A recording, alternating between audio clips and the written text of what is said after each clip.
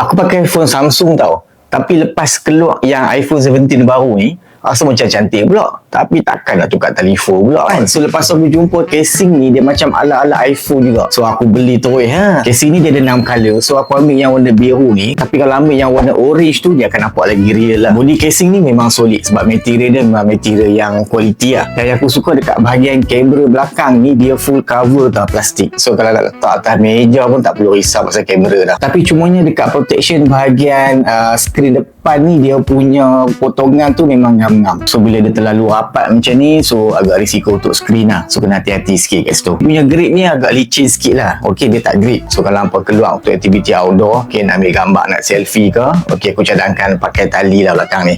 So lagi selamat. Dekat belakang ni dia ada magnet. So dah magnet dia pun okay, kuat, tak perlu risau.